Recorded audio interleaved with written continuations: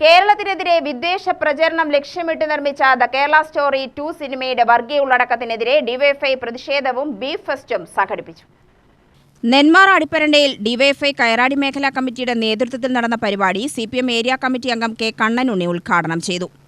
The Kerala സ്റ്റോറിയുടെ രണ്ടാം ഭാഗമായി the Kerala story 2 voice beyond എന്ന പുതിയ ചിത്രം പുറത്തിറങ്ങാൻ പോവുകയാണ്.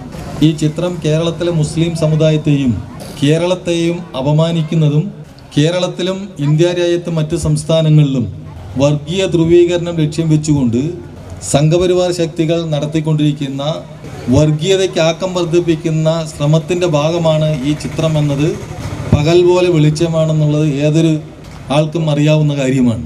കേരളത്തിൽ നിന്നും രാജസ്ഥാനിൽ നിന്നും മധ്യപ്രദേശിൽ നിന്നുമുള്ള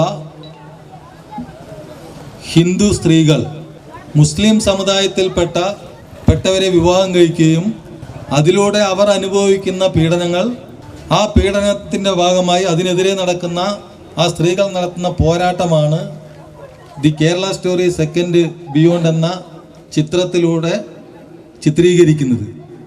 മേഖലാ പ്രസിഡന്റ് റഫീഖ് അധ്യക്ഷനായി. വി തങ്കച്ചൻ, മേഖലാ secretary Suresh, block secretary Rahul, മേഖലാ joint secretary Sharath, Adipparanda unit secretary Abdul Bari എന്നിവർ സംസാരിച്ചു.